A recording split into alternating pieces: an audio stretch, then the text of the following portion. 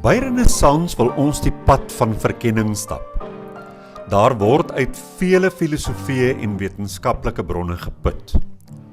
Ons besef dat elke individu sy of haar opvoeding en ervaring met hulle saamdra en as verwysingspunt gebruik wanneer hulle kommunikeer.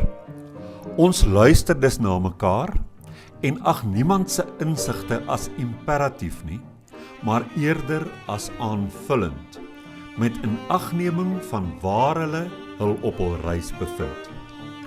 Omdat Renaissans 'n familie van oop, denkende en eerlike reisigers is dit vir ons belangrik om gereeld met mekaar te praat.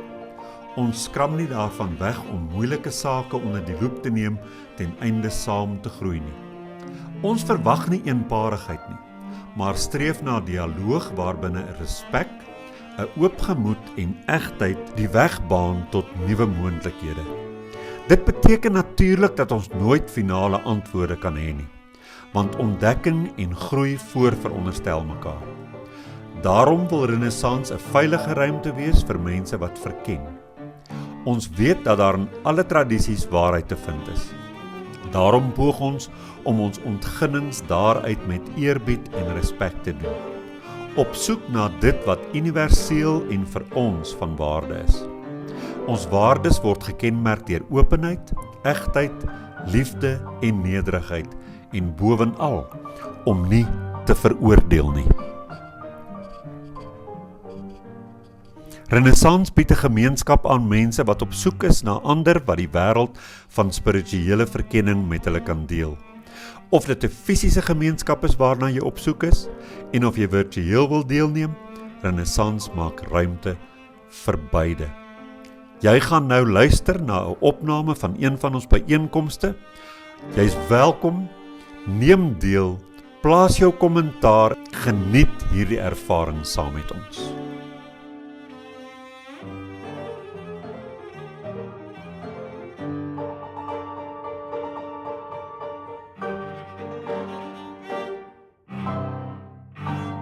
Goeiedag vriende, ons wil julle herinner om Renaissans in gedagte te hou met jou finansiële beplanning. As jy Renaissans 'n vaste item op jou begroting kan maak, kan dit ons help om 'n konstante inkomste te genereer, waarmee ons baie beter kan beplan en vooruitdink. Jou bydrae word opreg waardeer.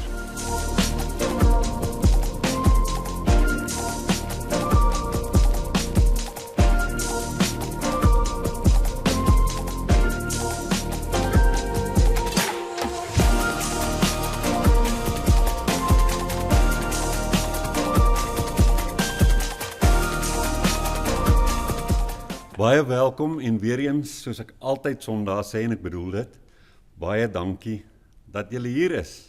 Het is wonderlik dat julle deel uitmaak van die fisiese Renaissans. Ons leef tog in so 'n internetgedrewe wêreld, maar hierdie bly vir my die lekkerste. So dankie dat julle hier is, dit is vir my altyd lekker om vir Mietse te sien, daai klanke en Jannie. Baie dankie, ons gaan na julle luister en dan in die stilte.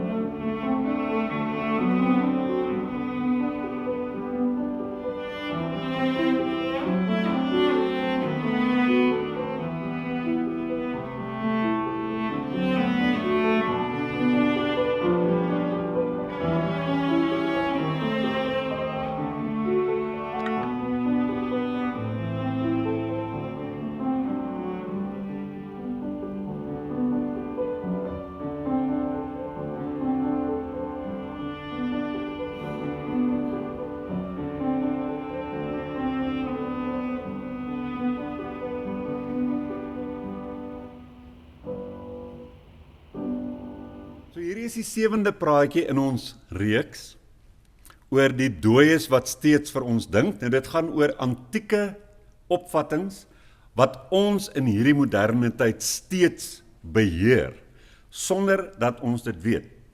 Net vir die van julle wat nou nog nie in hierdie reeks ingeval het nie, die rede waarom ek hieroor praat, is om bene te gee vir die dinge wat ons glo.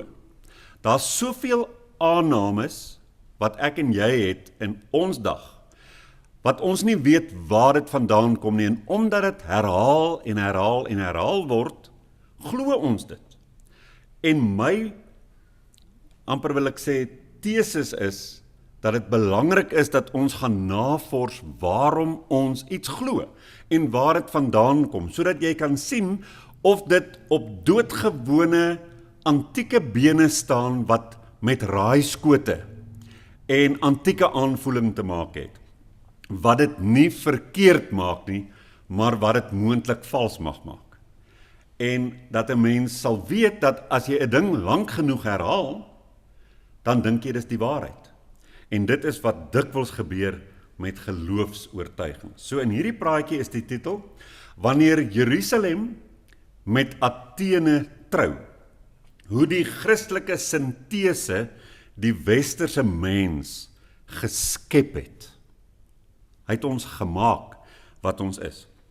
Daar is 'n vreemde ironie in die geskiedenis, en dit is dat die geloofsoortuiging wat in 'n klein Joodse provinsie ontstaan het, daar tussen die olyfbome, die sandpaaie en die vissersbote, uiteindelik gelei het tot 'n filosofiese taal wat jy nie in Jerusalem gekry het nie, maar op 'n ander plek. Toe die Jesusbeweging oor die Middellandse See versprei het, het dit 'n wêreld binnengestap, wat eeue reeds gedink het oor die aard van die werklikheid. En so gebeur iets wat die geskiedenis sou verander en vir my en jou ons geloofslot bepaal. Jerusalem en Athene, Jood en Griek, se koppe trou met mekaar. Die Bybelse wêreld van profete en die Griekse wêreld van metafisika en filosofie het mekaar so in die hande gekry. En uit hierdie ontmoeting word iets gebore wat vir meer as 'n millennium die westerse wêreld sou vorm. Die Christelike sintese. Maar vandag wil ek wys dat hierdie sintese nie net 'n teologie geskep het nie. Dit het iets baie dieper geskep en iets wat vir ons ingegreep het, want dit het die westerse self geskep. Hier was twee radikale, verskillende wêreldbeelde wat mekaar ontmoet het. Want die Bybelse wêreldbeeld was in baie opsigte eenvoudig en aards. Daaroor het ek die afgelope tyd redelik baie gesê. In die Hebreëse taal was die mens nie 'n siel wat in 'n liggaam woon nie. Die woord nefesh beteken doodgewoon, 'n lewende wese. Dit kon 'n vis of 'n voël wees of 'n mens. Jy was een monistiese, nie dualistiese nie, monistiese, geïntegreerde wese. Iemand wat asemhaal. Wanneer 'n mens sterf, sterf die hele mens. Die Joodse hoop was nie dat daar 'n siel is wat los van 'n liggaam wegbreek en hemel toe sweef nie. Dit was dat God die mens liggaamlik weer sou laat lewe, 'n opstanding, 'n herstel van die liggaamlike mens. Maar toe beweeg hierdie Jesusbeweging in die Grieksprekende wêreld in, en daar was 'n heel ander filosofiese klimaat op hulle, 'n dualistiese klimaat. Sedert Plato het die Grieke geglo die siel is die ware self en die liggaam is bloot 'n tydelike woning. Plato het selfs gesê die liggaam is amper soos 'n gevangenis vir die siel. Die siel wil losbreek. Die Griekse woord sugai het hierdie idee gedra, 'n innerlike, onsterflike self. Nou gebeur daar iets wat altyd gebeur wanneer kulture mekaar ontmoet. Mense begin die nuwe geloof verstaan deur hulle eie filosofiese kategorieë of lense. Ons kyk mos maar altyd deur die lense van dit wat ons alreeds glo. En hier begin die groot vermenging. In die eerste paar eeue begin die Christelike denkers al hoe meer Grieks filosofiese taal praat. Dit het regtig versnel, hoe verder aan jy lees in die Nuwe Testament. En een van die groot figure in hierdie proses later, was die kerkvader Augustinus van Hippo. Augustinus was nie net 'n teoloog nie, hy was 'n briljante denker wat sterk beïnvloed was deur Plato se filosofie. En hy begin die Christelike geloof beskryf in terme wat vir Griekse filosowe baie bekend geklink het. Die siel is die innerlike self. Die liggaam is laar in die orde. En die ware werklikheid is nie dit wat ek en jy kan sien nie, maar is geestelik. Augustinus het nog iets gedoen wat die westerse kultuur permanent verander het. Hy het die innerlike mens gedefinieer. Dit kan beskryf word as die geboorte van die westerse innerlike ek of self. Voor Augustinus was identiteit in baie kulture hoofsaaklik stamgebonde, familiegebonde en gemeenskapsgebonde. 'n Mens skryf vandag nog nasies wat stammentaliteit het, wat nie 'n ek het nie, wat die sielkunde byvoorbeeld daarvan beskuldig dat hulle jou wil iets noem soos depressief of siek, terwyl dit 'n belediging vir jou familie is, want jy's nie 'n ek nie, dis 'n ons. Maar Augustinus begin skryf oor iets baie nuuts, die innerlike gemoed. Nou sy bekende boek Confessions is eintlik 'n lang reis deur sy eie siege. Hy skryf oor sy eie begeertes, sy skuldgevoelens, sy twyfel, sy innerlike worstelinge. Dis amper soos om 'n moderne sielkundige dagboek van iemand te lees. En hier gebeur iets merkwaardig. Die westerse mens begin homself sien as iemand met 'n diep innerlike kamer waar sy ware self woonagtig is. Vandag neem ek en jy hierdie konsep heeltemal vanselfsprekend. Ons praat oor my innerlike self, innerlike vrede, innerlike waarheid, maar hierdie manier van dink is vandag selfs nie universeel nie, en dit is histories in Griekeland gevorm. Hierdie stuk geskiedenis het 'n enorme impak op ons mensbeeld, en ek gaan dit vir julle vanoggend verduidelik aan die hand van 'n storie. Kattekwaad, 'n kind se kattekwaad, het 'n stuk teologie geword. Wanneer ons by Augustinus kom, betree ons 'n wêreld waar filosofie, spiritualiteit en persoonlike skuldgevoelens op 'n merkwaardige manier saamgesmelt het. Hy is waarskynlik die mees invloedryke teoloog in die westerse Christendom, naas Paulus. En tog begin een van sy beroemdste teologiese idees by iets verrassend alledaags: 'n peerboom en kinders wat vrugte steel. In Confessions vertel Augustinus hoe hy as 'n jong seun saam met vriende 'n peerboom gaan plunder het. Nie omdat hulle honger was nie. Nie omdat die pere besonder lekker was nie, hy sê dat die pere glad nie uit die boonste rakke was nie. Hulle het dit bloot gesteel omdat dit verbode was. Hy skryf later met merkwaardige erns, en kan ek in hakies sê oorerns. Ek het nie die vrugte begeer nie, maar die diefstal self. Nou kan 'n mens jou voorstel hoe 'n moderne sielkundige hierop sou reageer. Hulle sou waarskynlik sê, Augustinus, jy was 'n tiener. Tieners doen dom goed. Maar Augustinus lees sy kinderlike behoefte aan droogmaak in 'n baie ernstige lig. Hy beskou dit as 'n omvattende venster op die menslike natuur self. Die gevolg daarvan, die geboorte van 'n radikale idee waarmee ek en jy van moederskoot af grootgemaak en gebreinspoel is. Uit hierdie en ander ervarings begin hy 'n teorie ontwikkel wat later die erfsonde leer genoem sou word. Volgens hom is die probleem van die mens nie bloot dat ons soms verkeerde keuses maak nie. Die probleem lê dieper. Ons wil verkeerd doen selfs wanneer dit vir ons geen voordeel inhou nie, sê hy. Met ander woorde, die fout lê in jou natuur. Jy wil droog maak. Hier bou Augustinus voort op Paulus se beroemde woorde in Romeine waar hy sê die goeie wat ek wil doen, dit doen ek nie, maar die kwaad wat ek nie wil doen nie, dit doen ek. Vir Augustinus met 'n platoniese bril op, beteken dit dat die menslike wil stikkend gebreek is. En dat ons dit so stikkend geërf het in ons DNA. Hoe werk hierdie erfsonde volgens hom? Augustinus se idee is radikaal eenvoudig. Toe Adam in sonde verval het, het die hele mensdom saam met hom geval. Nie net simbolies nie, letterlik. Die menslike natuur self is vergoed beskadig. En omdat mense deur voortplanting gebore word, word hierdie gebroke natuur van geslag tot geslag oorgedra.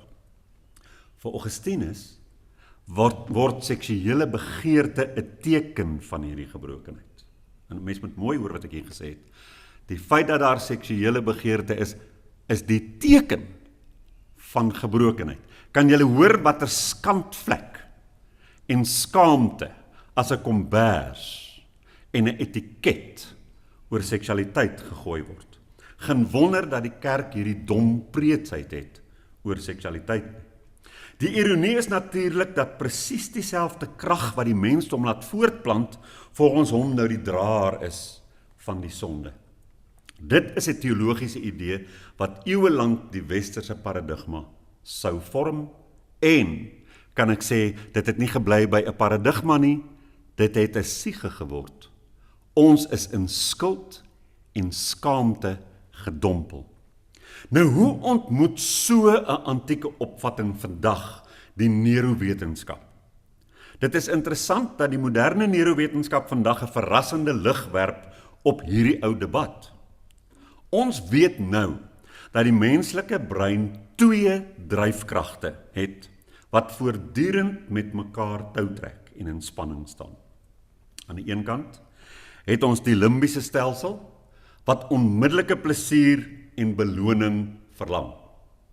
Maar aan die ander kant het ons die prefrontale korteks wat langtermyn oordeel en selfbeheer moontlik maak. Dit beteken dat die menslike brein inderdaad so gebou is dat ons soms teen ons eie beter oordeel optree. Ons eet nog 'n stuk koek wanneer ons weet ons moenie. Ons sê iets wat ons 3 uur in die oggend lê en berou. Ons doen presies wat ons beloof het ons nooit weer sal doen nie. Augustinus sou triomfantlik geglimlag het en gesê het, sien julle, ek het julle mos gesê. Maar die verskil is baie belangrik. Neurowetenskap sien dit nie as 'n erflike morele skuld nie, maar, en hier kom dit nou, as 'n evolusionêre erfenis. Kan ek hierdie sinnetjie vir julle in rooi letters gee? Ons breine is gebou vir oorlewing in 'n wêreld van skaarste. Ons breine is nie gebou vir morele volmaaktheid nie.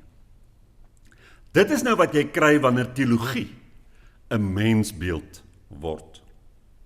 Tog het Augustinus se idee 'n enorme kulturele krag gehad. Dit het die westerse mensbeeld diep gevorm in my en jou siege. As jy groot word met die idee dat jy van nature gebroke is, dat daar iets fundamenteel verkeerd is met jou, dan vorm dit jou selfbeeld, jou spiritualiteit en jou politiek. Vir baie mense word geloof dan 'n poging om 'n probleem op te los wat reeds voor hulle geboorte bestaan het. Maar hier is 'n vraag wat ek en julle vanoggend vir onsself kan afvra. Is die mens regtig van nature so totaal korrup? Of is ons eerder van nature nog net onvoltooid wanneer ons gebore word? Die verskil klink klein, maar dit is baie diep. In die een geval is jy gebore met 'n onvermoë.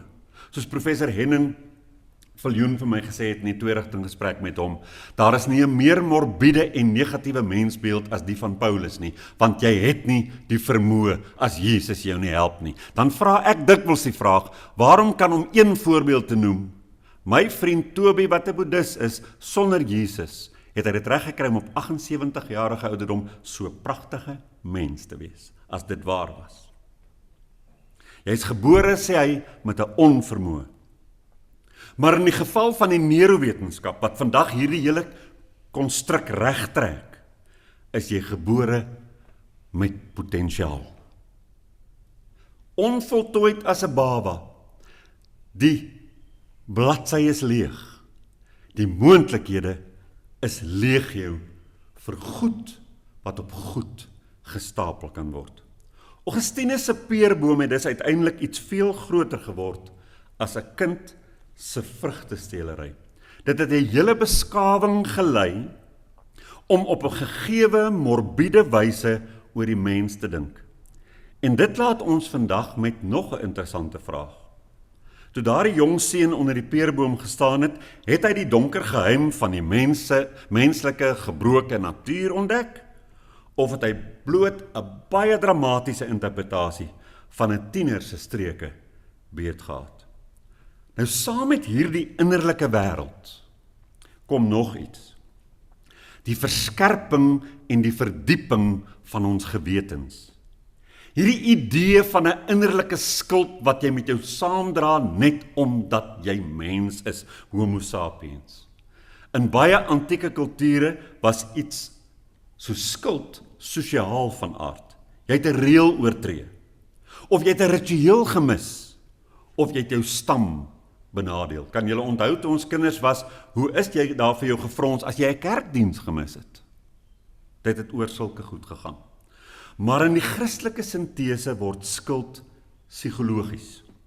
Nou word die vraag nie, het jy nou net iets verkeerd gedoen nie?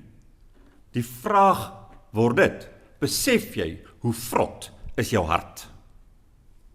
Augustinus praat oor die geheime motiewe van die siel, die innerlike gewete wat swaar dra aan die menslike skuld, die diepste bedoelinge van die mens wat duister en donker is. Die westerse mens word dus iets niets, nie net 'n burger nie, maar 'n selfondersoeker, ewig en sonder ophou, iemand wat glo dat hy aan korruptheid skuldig is, net omdat hy gebore is. Dit lei ons tot 'n middeleeuse kosmologie. Want in die middeleeue het hierdie sintese 'n hele beeld van die wêreld tot stand gebring. Die kosmos word gesien as 'n groot orde met God en die engele en mense en diere en plante en materie, natuurlik die heel laagste in die orde. Die mens staan tussen natuur en gees, vasgevang in 'n ewige stryd. Maar die siel bly die belangrikste. Die idee dat die mens se uiteindelike bestemming bokant hierdie wêreld lê, dit word sterk gevestig. Dit het 'n mooi kant gehad, maar dit het ook spanning geskep. Waarom skep dit spanning? Want die Bybelse tradisie sê heel aan die begin, die skepping is goed. Terwyl die Platoniese tradisie soms gesê het, die materiële wêreld is 'n lae werklikheid, eintlik net 'n skadu. Eintlik net 'n illusie, moet dit nie glo nie, al kan jy daaraan vat, en al stap jy daarop rond. Hier ontstaan 'n spanning wat deur die eeue sou loop. Hoe kry die Christelike leer toe hierdie spanning oorbrug? Deur te sê dat die skepping goed was, maar toe gebroke geraak het met die sondeval. Nou kan hulle 'n sekere interpretasie van 'n mite gebruik om die spanning te verlig. En ek en julle weet dat dit is nie die oorspronklike interpretasie van die mite in die tuin van Eden nie. Dit het gegaan oor oë wat oopgaan vir reg en verkeerd, vir goed en kwaad. Dis die mens wat volwasse geword het om te kan onderskei, maar later word hierdie mite met ander bril gelees. 'n meer volwasse beskouing sou wees, om te sien dat die wêreld mooi is, dat die mens mooi is, te midde van die potensiaal wat ons het om droog te maak. Maar as jy dit nie so sien nie, dan kies jy wit-swart denke. Jy's of vrot, of jy's perfek. Heeltemal teenstrydig met realiteit. Toe kom maar 'n tweede groot sintese. In die 1200s probeer 'n ander groot kerkvader, 'n denker, weer balans bring. Thomas Aquinas begin die filosofie van Aristoteles met Christelike teologie te versoen. Nou Aristoteles was nie so dualisties gewees soos Plato nie. Ek het daarna verwys in 'n vorige praatjie. Hy was baie minder dualisties. Vir hom was die siel nie 'n los entiteit van die liggaam nie. Hy het gesê, en dit val snaaks op 'n mens se ore, is 'n bietjie filosofies, maar hy het gesê, die siel is die vorm van die liggaam. Hy wys daarop dat geloof en rede kan saamwerk. En hier gebeur iets nog belangrik. Universiteite word gebore. Weliswaar middeleeus, maar daarom. Studente sit toe in koue klaskamers en hulle probeer vrae beantwoord soos, kan God se bestaan bewys word? Hoe werk die siel? Wat is waarheid? Die westerse wêreld begin 'n nuwe passie ontwikkel, intellektuele sistematisering. En dit is die begin van die westerse obsessie met waarheid. En hier kom die twee tradisies weer saam, want die Grieke het die waarheid deur die rede gesoek. Die Bybelse tradisie het waarheid deur openbaring gesoek. God skuif die venster oop, dat jy kan sien wat jy nie geweet het nie. En die Christelike sintese probeer beide van hierdie goed behou. Nou, in die Christelike kerk, moet waarheid geopenbaar wees, maar dan moet dit rasioneel verdedigbaar word. En hier ontstaan universiteite, teologie as 'n akademiese vak en filosofiese debat. Jy kan amper sê, die middeleeuse universiteit was 'n plek waar mense probeer het om God met Aristoteles se denkraamwerk te verduidelik. Maar dit het 'n vreemde spanning in die Weste gebring. Hierdie sintese het 'n permanente spanning geskep wat vandag steeds leef. Want aan die een kant sê die Bybelse tradisie, hierdie skepping is pragtig en mooi gemaak. Aan die ander kant fluister Plato, die wêreld, die eintlike wêreld, die werklikheid, is bo hierdie illusie. En die westerse mens leef tussen hierdie twee. Ons vra eintlik sonder dat ons dit weet die hele tyd vir onsself, is hierdie wêreld 'n tuin, of is dit 'n lelike wagkamer vir 'n beter werklikheid? Is ons liggame deel van 'n goeie skepping? Is alles omtrent my mooi? Het ek baie potensiaal?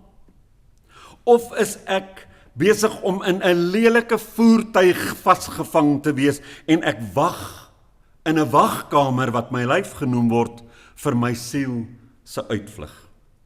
En diegene wat glo dat hulle wel in die ewigheid in met hulle liggame opgeskeep sal sit, troos hulle self daaraan dat dit 'n magiese liggaam gaan wees, 'n verheerlikte een. En hierdie spanning leef steeds voort. Ons leef hierin.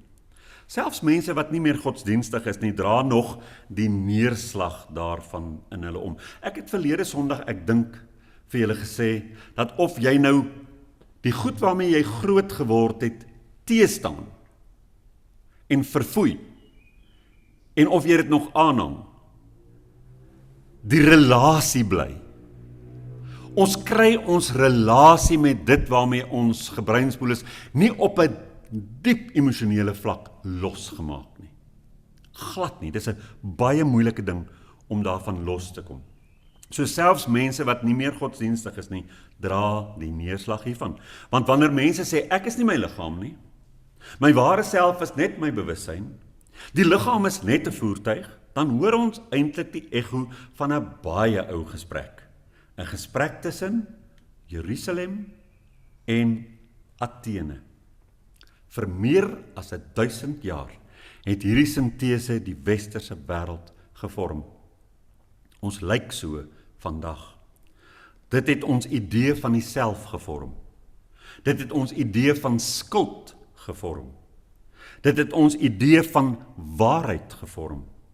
En selfs ons idee dat geskiedenis ergens heen beweeg na volmaaktheid, na Ethiopië in 'n land ver van hier.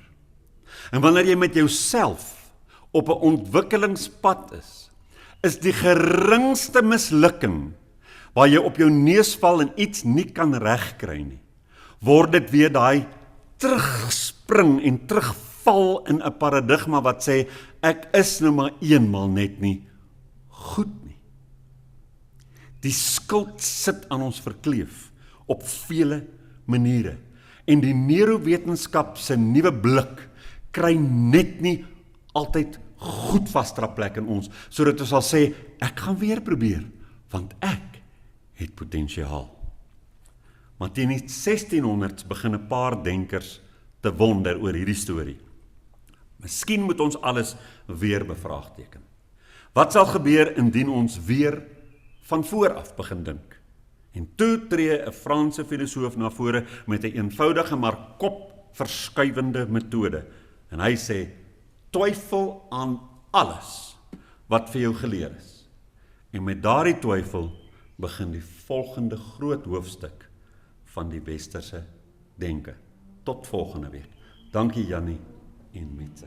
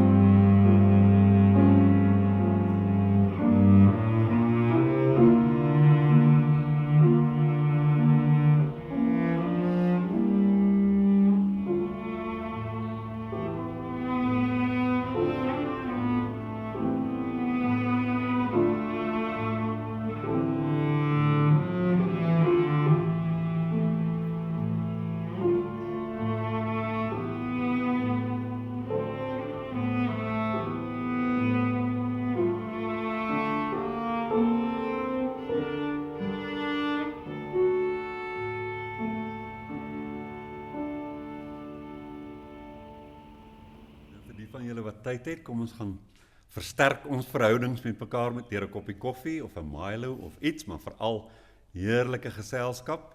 Hier op, kuier ons bietjie lekker saam. Die van julle wat nie kan nie, dis goed so, jy het jou lewe en ons verstaan. Mag hierdie Sondag en die week wat voorlê vir julle baie lekker wees en hê vrede. Dankie Jannie en Piet.